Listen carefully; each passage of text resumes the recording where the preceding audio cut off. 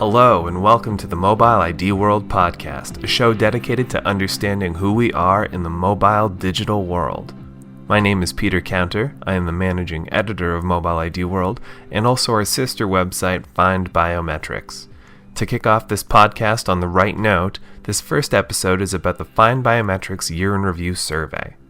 Now in its 16th year, the Year in Review survey polls biometrics and identity experts on top trends and attitudes from the previous 12 months.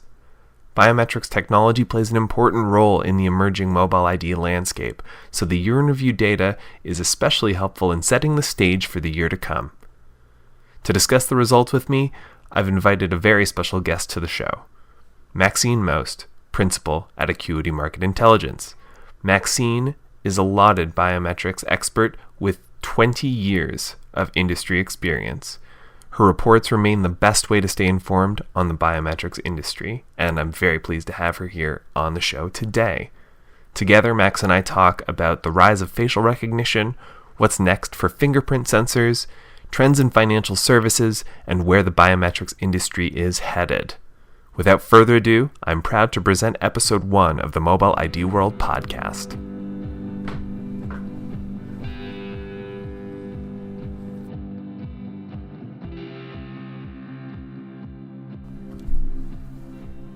Every year, the Year in Review has a question about the most popular modalities, the most popular biometric modalities.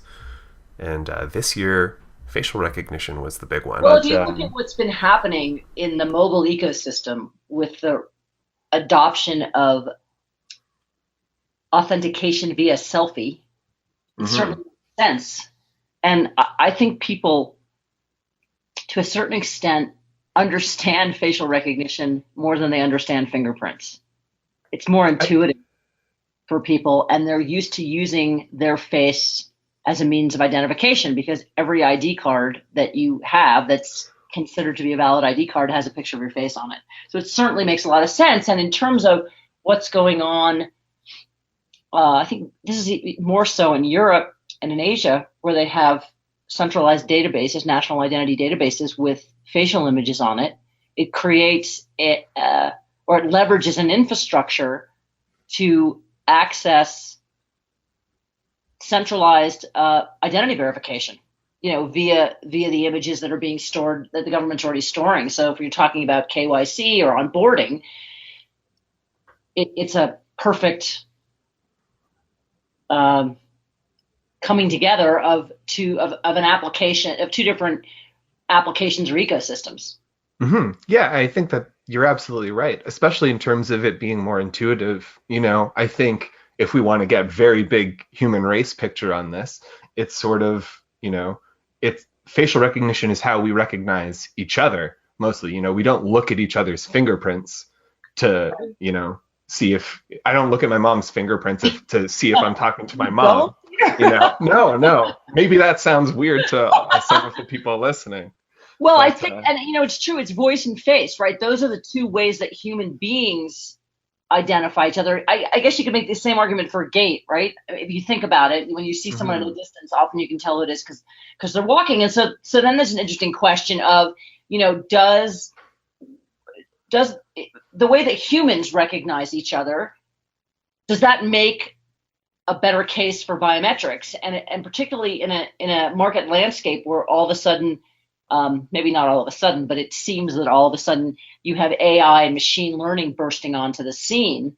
So now we're really more focused on mirroring or mimicking the way the human mind operates in a digital space, and so facial recognition makes a lot of sense.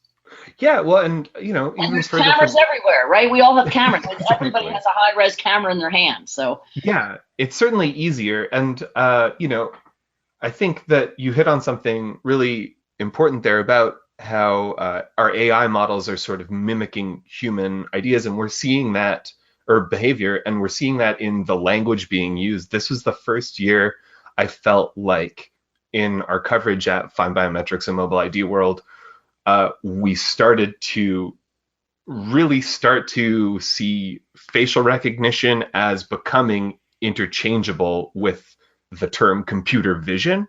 And a lot of the stories about how artificial intelligence is using facial recognition correspond with things like how that one Google engineer, used AI and computer vision to identify different bowls of ramen or something like that. Ramen ID. Okay. I know, yeah. So get ready. That's the big trend. Well, and ultimately, what's really interesting from my perspective, particularly looking back on where I came from and how I kind of came into the technology business, which was computer graphics, which is essentially image or pattern, dealing with images and patterns and image and pattern recognition. And so that's what actually, interestingly, what kind of drew me into the biometric space, because it was an image-based security technology, so I looked at it kind of post 9/11. And so to me, that's really interesting. We're getting to a point where, okay, whether it's a face or ramen, you're fundamentally dealing with images and pattern recognition. And that's really the core of any biometric technology. Right. Yeah. Recognizing the unique patterns. I think the patterns, even behavioral biometrics in terms of interacting with your mobile phone or online. I mean, you're fundamentally identifying patterns that can be captured and processed and matched in a reliable way. So. Yeah. Well, and that's a good segue into the number 2 most exciting modality with 28% of the vote, which was any combination of the above multimodal solutions are the most exciting to me, which, I mean, sometimes it feels a little bit like a cop-out, but at the same time, I think that there's, a lot to be said about the rise of multimodality in terms of just how available modalities are, especially to consumer end users. Right. Well, it's interesting to me because, I've been saying this for more than 10 years now that, when I picked up my first iPhone, I thought to myself, well, this is going to be the personal authentication device of the future. In 2007, even though people laughed at me. Right. Oh, you'll never have biometrics on those things. I'm like, okay. What's interesting to me is that my belief around that vision of a smart device as a personal authentication device was that you would just pick it up and it would recognize you. Right. So I don't care whether it's my face, my fingers, my skin, my pulse, whatever it's processing. To me, there's a point at which I should be able to pick that device up and it should recognize me. And that then binds me to that device. And, we can have a whole other conversation about on-device versus cloud-based authentication. But I think the important transition from my perspective, really for the next major phase in consumer and really enterprise biometrics as well, is when we are going to become accustomed to and comfortable with and reliant on a security environment around our mobile devices where we pick them up and they are bound to us biometrically. And if they are not, we can't access them. So if you think about, 2013 when the 5S was introduced, right? That major transformation in the marketplace. Huge. And we're living through that, right? We're continuing to live through that. I think the next major transformation around that ecosystem is you can only access your device with biometrics. Yeah. And I think you're right. It's such a big shift for us to be able to start to bring actual identity in something that we take for granted in our everyday lives into the digital space, which is now where we do live our lives. Like, we're seeing this convergence, especially. Please don't say that. Sorry. Yeah, we're all living in the VR zone now, Max. This is just how it is. But it's like what we're seeing in the enterprise and what we have been seeing for a while, which is the convergence of physical and information security, simply because our biological identity is a good credential for both of those things. I was 9 when I got the internet. I was using instant messengers and chat rooms to talk to all of my friends. And in order to assert my identity, I had to fill out a little profile, of like what's my favorite movie, what's all of these things. And so, Right. and that's the general way that identity was on the internet pretty much until this era that we're in right But now. I would argue we're still there. I would argue that fundamentally we are still there. We have not made that shift. And to me, the indication perhaps that we are making that shift is the notion that biometrics becomes the mechanism for me to access my personal device. Yeah. Right? Because people are still asking me what my mother's maiden name is. And then the thing that I hate now is you get this list of questions of all this stuff that I'm never going to remember the answer to, no matter what I pick at the moment, you know? So I still think that the underlying foundation of identity, digital identity, is still profile based. We have not made that shift. And I think that an indication that we are making it is that, you know, when you have to biometrically authenticate to your device, that's going to be because that's the gateway, right? That's the gateway to the internet. It's the gateway to communications. So that's the first step, just to say, okay, you know, a PIN code workaround is not good enough. Right. Now, just one last thing on modalities here. Fingerprint biometrics have, like I said, they've fallen in stock in terms of our respondents' excitement. But there's a lot of interesting things happening, specifically right now, under display fingerprint sensors on mobile devices, but also the fingerprint biometrics on payment cards and credit cards. Those seem to be big trends going into 2019. Do you think that fingerprint biometrics will become the mascot ever again, or are they just going to be in these? Well, I think I've been talking about under display for years. Again, it goes to my this idea of being able to just pick your device up, or what I always used to call do nothing biometrics. You know, so I think that that's going to happen, and I think along with that happening, what we're going to start to see, and this also is going to, I think, really shift the dynamics in the marketplace, is that you're going to start having fingerprint sensors in mobile, you know, consumer mobile devices that have FBI certified quality fingerprint capture. And that is going to be, to me, a huge game changer too. There are plenty of devices that are in the consumer space now, but they're going to be embedded in the smartphones. They're going to be, you know, it's going to be, instead of having, you know, the current quality of sensors we have, which obviously have been, you know, progressively becoming better quality, more accurate, so on and so forth. I think there's going to be a jump to that quality in sensors. And what that means is that, you know, there's a market right now for a lot of specialized mobile devices that meet that need. But I think what we're going to see is that's going to become mainstream, and that changes what can be done with a standard, you know, off-the-shelf smartphone. Is you know, the most exciting / interesting area of application, which is obviously, no surprise, number one, financial services. You know, I think that part of that is definitely that there's a lot of risk there. But as we were just talking about, you've got the biometric payment cards are going to be coming out soon, and so there was a lot there. And as you mentioned as well, the remote enrollment is a big part of that as well. Right. I tell you, I still don't quite wrap my head around the biometric payment cards. You know, I know there's a number of really high quality companies that have committed in this space, and they're working actively. It's not clear to me, because when I think about the digital ecosystem, I open up my wallet and like the cards fall out, I think to myself, I don't want more cards. I want less cards. And why do I need a card if I have my smartphone? I mean, that's the thing that is kind of the quandary in my mind. And maybe I'm missing something, and maybe you know, it's a transition technology. I don't know, but I just keep thinking I don't want more.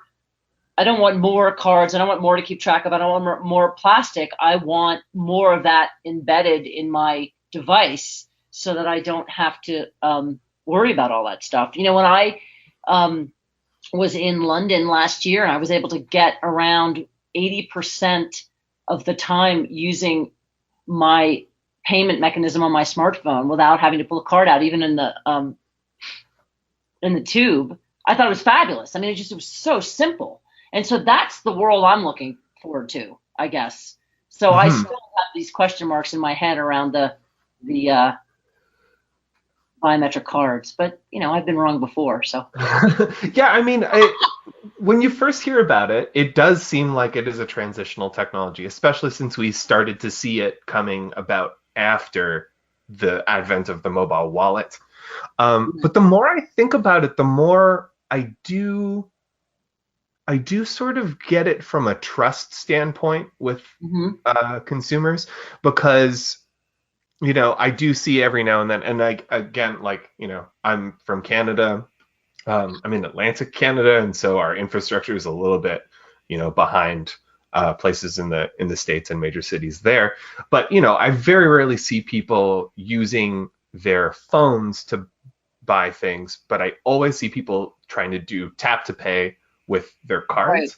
Right. And I do wonder if some of that has to be because of a trust in something that's mailed to you from your financial institution versus something that's asking you to upload your information onto your device, where you also play, like, I don't know, Fortnite. That's what kids play on phones. Well, now. I mean, yeah, and if you're also talking about what the millennial experience is. I mean, I was at the market a couple months ago, and someone was writing a check.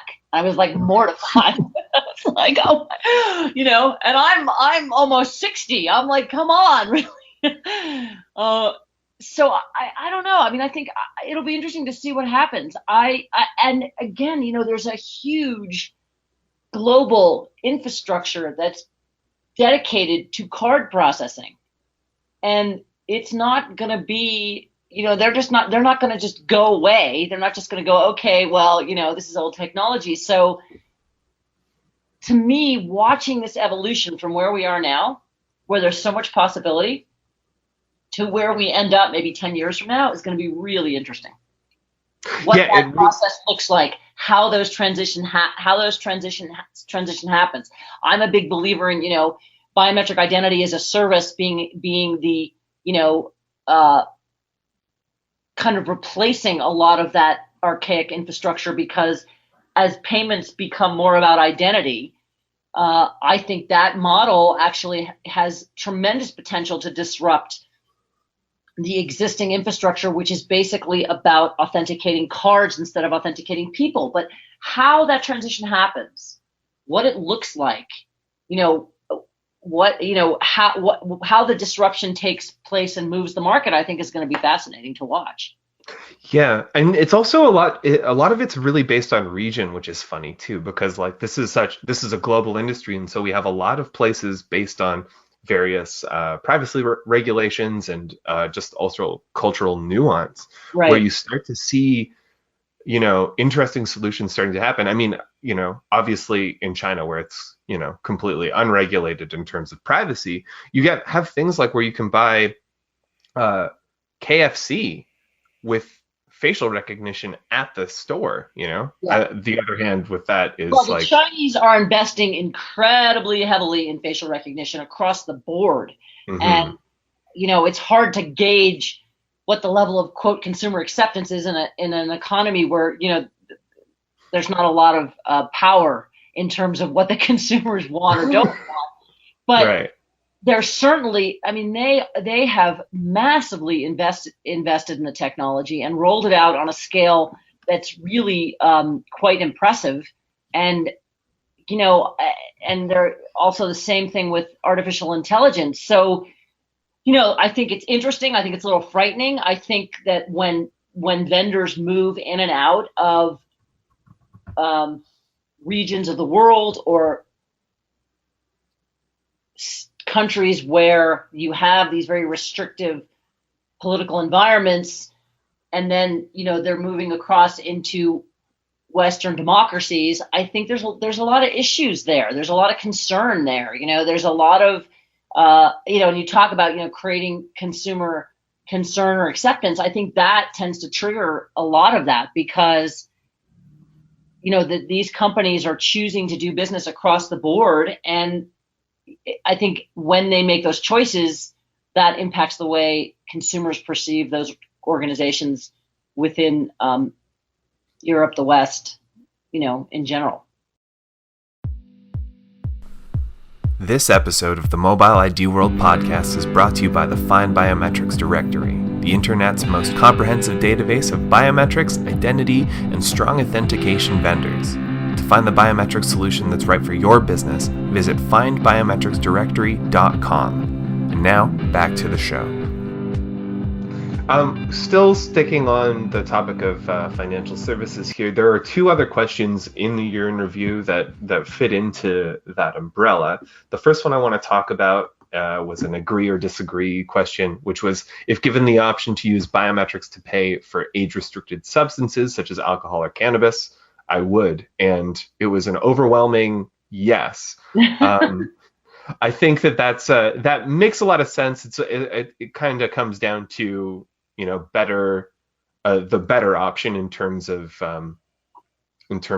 identity. But I think one of the big interesting things that happened in 2018 was we started to see this actually applied. You have companies like Yoti out of the UK, and they are offering sort of age restriction based on biometrics as part of their digital ID, so that for them, they have like adult content regulations on internet stuff, but also alcohol, restricted substances sales. And then also something that happened, we talked about it on our panel at Money 2020, was that Clear has their partnership with Anheuser-Busch, and they're actually in pilot phases where they're using biometrics essentially instead of carding, which I think is a pretty fascinating thing. Well, look, the reality is, if this is done properly, and again, that's an if.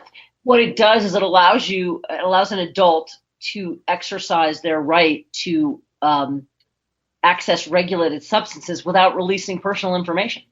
Mm-hmm. Right?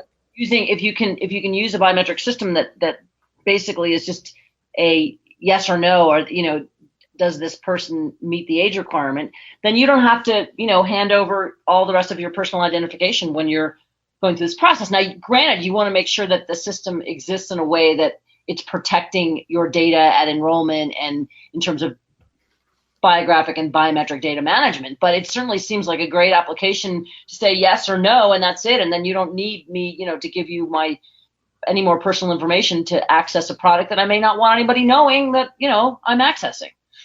Right. Yeah. It's almost like a tokenized version of your identity, where it's like, you don't need to even know how old I am. You just need to know that I am old enough. Right. And and I live in a state now where there's a pot store in every community. So, and I know Canada's so, it's funny because they used to be much more closed off, and now they're really sort of way more in the, in the public eye. And so, I guess a lot of the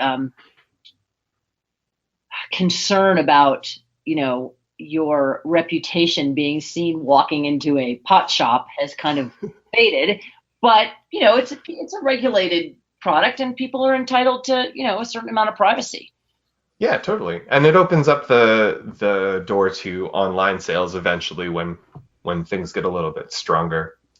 In the same vein, actually, the question 15 on our year in review was another agree-disagree one. I would be comfortable holding an account with a branchless bank if it was secured by biometrics. Again, overwhelming support for this. I think that it makes a lot of sense, but it's a bit more of a surprise to me because I feel like a lot of trusts in banks in North America, at least Canada and the United States, does have to do with that face-to-face contact point. But then you're talking to someone who has multiple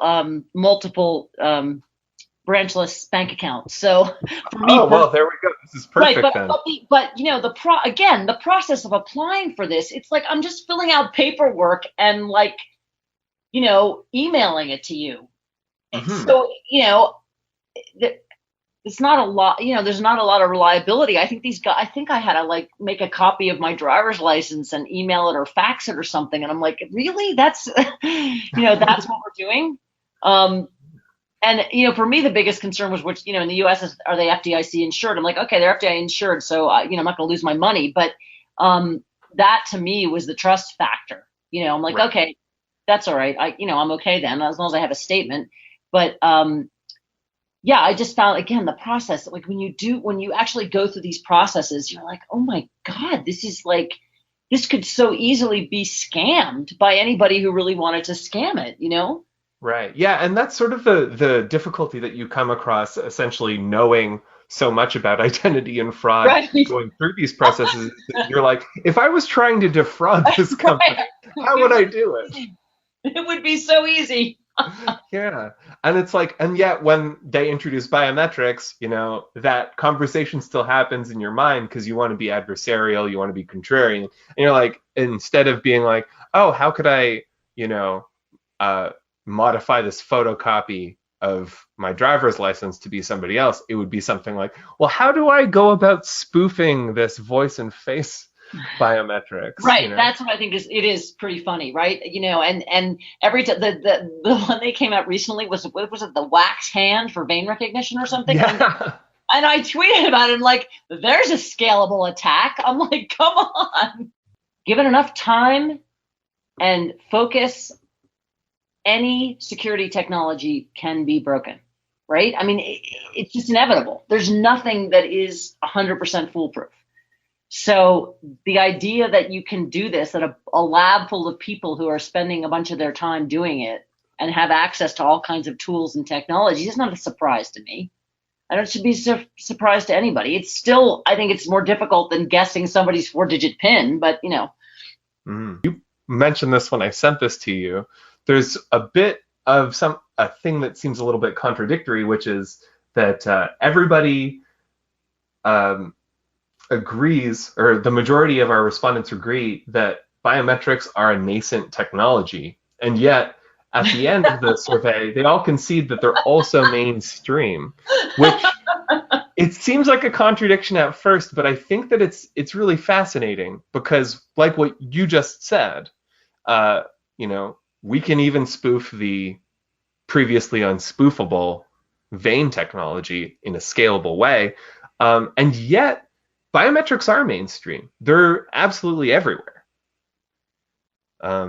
In our consumer devices, even there's behavioral and starting to be a little bit more voice biometrics, like actual voice biometrics in our smart home technology. Things are going to start being integrated into smart cars a bit more. I think it's hard to call a technology nascent when we're talking about billions of devices. Yeah. I'm like, that's not nascent. That's mainstream. Mm-hmm. Now, maybe the argument is that the technology is mainstream, but the applications are still nascent. You could argue perhaps along those lines, because I think we're just barely scratching the surface of what we can and will do with biometrics, and the vast majority of biometrics are used for unlocking people's smartphones. Or now, for example, my smartphone, I have my Touch ID linked up to all of my authentication processes. So anytime I'm authenticating anything, through my bank apps or any other apps I have, then it's asking me to do a Touch ID if I want to. So I think that you could argue that we're pretty nascent in terms of the penetration across applications. So maybe that's the way to contextualize it so that it makes sense. Right. Yeah, I think that makes a lot of sense too, because you're right. Like there's it's indisputable that biometrics are mainstream. Everybody is using them all the time. But I do think that there is some maturing that can do, and the potential is so big that, I mean, the people who are filling out this survey, they're in the industry, and so they understand where we're headed. And like you said, like we're in a transition time that's very fascinating. It's hard to imagine what's going to happen in the next 5 years. So that makes a lot of sense. I don't think it's that hard to imagine, Peter. That's the business I'm in. Fair enough. You don't. If anybody listening wants to know what's going to happen in the next 5 years, visit Acuity Market Intelligence. One of the most controversial questions in the survey was, are biometrics a controversial technology? Which, again, kind of funny. A slight majority agrees that they are. Now, you have been in this industry longer than I have. And so I want to know your perspective. Do you think that biometrics will always be controversial?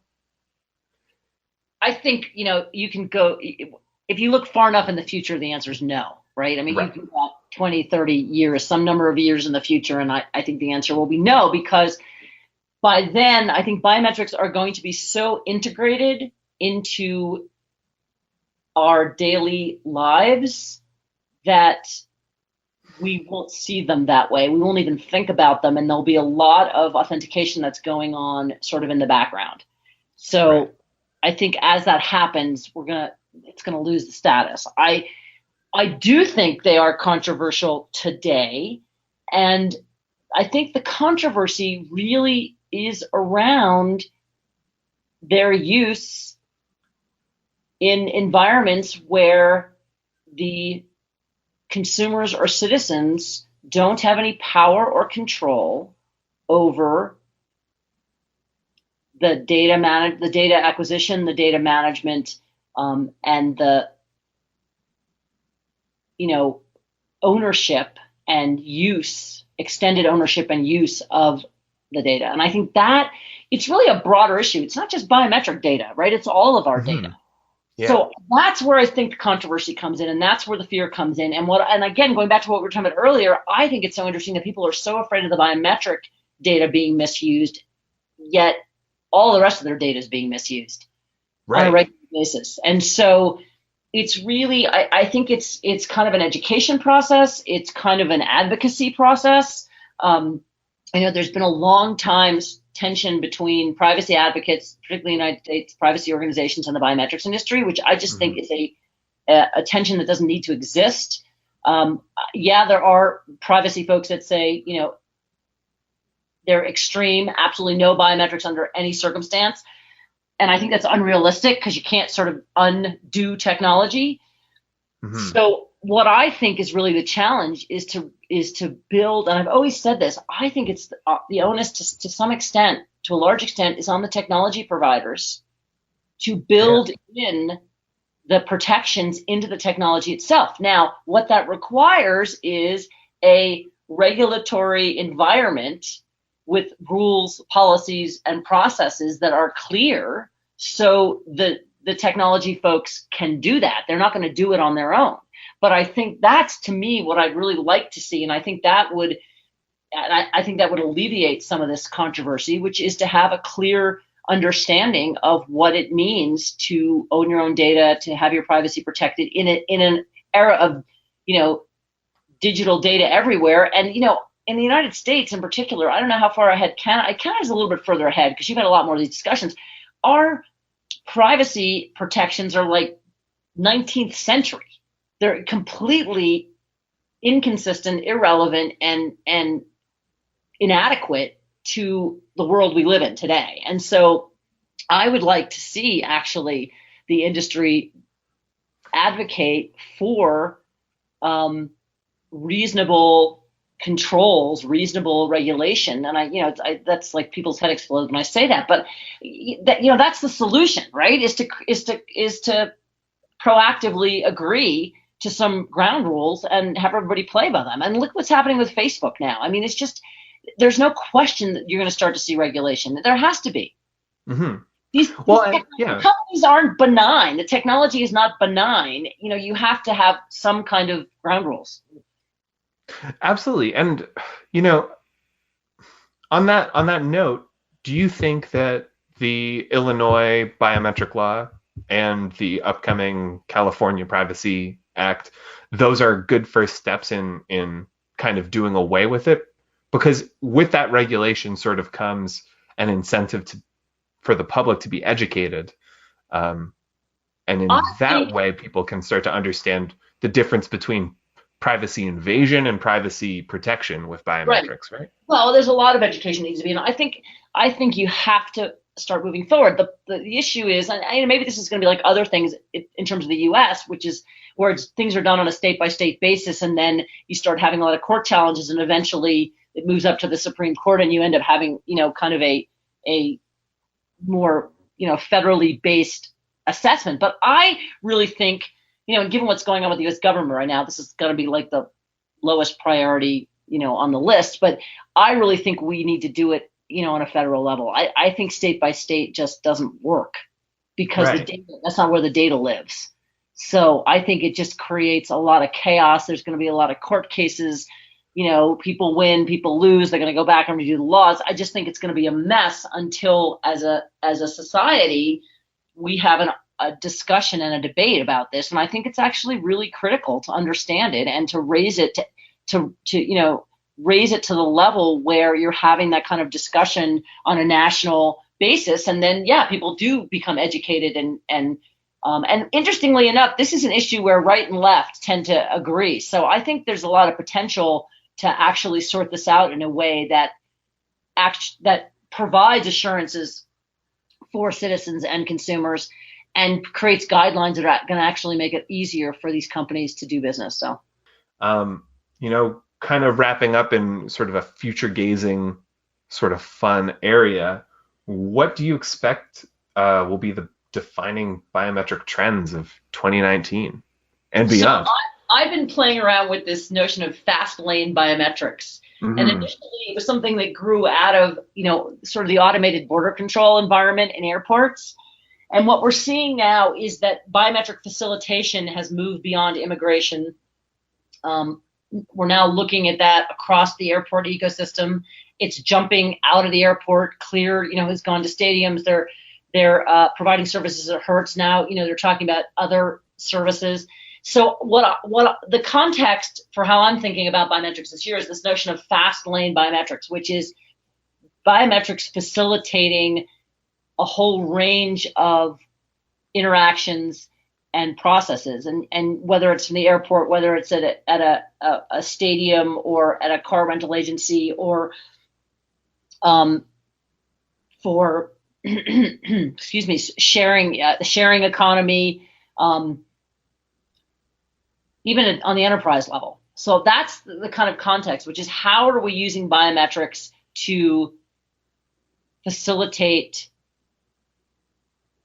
physical movement through controlled spaces and virtual movement through digital spaces. And so I think we're going to start, and this goes to the conversation we've had about biometrics being a mainstream technology or a nascent technology, which is going to become less nascent as it expands out to different applications. It really relates to the availability and accessibility of biometrics through our smart devices. Mm-hmm. And I think it relates to the notion of, how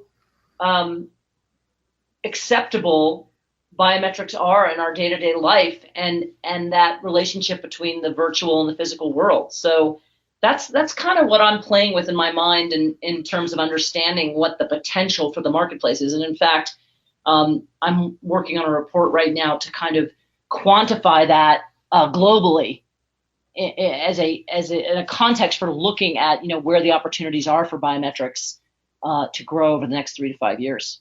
Mm-hmm.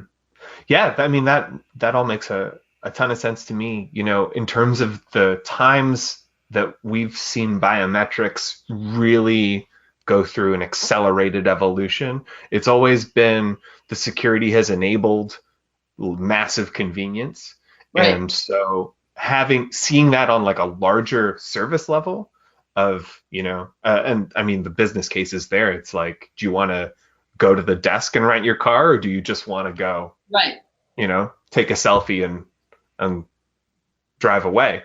Right. And so I think it's there, and then a lot of people in the consumer IoT market have also been talking about biometric customization, in the smart home and smart cars, which is a little bit a little ways off, but in the next couple of years, I think we'll be talking about that a little bit more. The car folks are really focused on this. I think the Subaru's Forester has facial recognition. But we're a long way off from that kind of technology being integrated into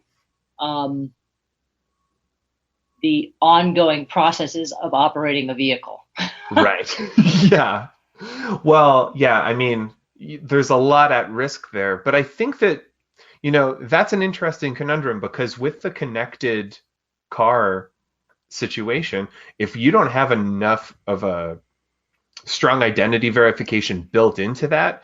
Right. If at any way somebody can remotely control your ignition, Right, and they already that's a can, right? problem. Yeah. It's a computer that can be hacked into. So, well, I think there's tremendous opportunity in that space. I think and we're moving towards autonomous vehicles too. So maybe that changes with that. But the idea of losing control of your vehicle because you can't be properly biometrically identified. I think we're a ways off from that. I mean, like I said, we're not at the point yet where we're ready to say I can't get into my phone without biometrics. So I think from there to I can't get into my car without biometrics is a pretty significant leap. So I think we're going to see a lot, as you said, a lot of convenience-oriented, facilitated, experiences with biometrics where it's not the default, it's not the baseline. It's always an option. And there's always a workaround, because I think we're a long way off from really being committed to a fully biometric automotive experience. Mm-hmm. But we will get there. I think that's the positive takeaway. Yeah. As you and I both know, a lot happens in this industry in 12 months. Thanks for discussing the year in review results with me. Is there anything you wanted to promote right now, to plug, and how can people self-promotion plug? Acuity put out a new report last year on biometrics in the airport environment. It used to be called the Automated Border Control Report. Now it's the Automated Biometric Facilitation Report, because that's really reflecting that transition in the airports from e-gates and immigration to a seamless flow within the airport ecosystem. So that's something that I think is really interesting. As always, we're very data driven. There's tons of data in our reports, and you can get a preview at the website.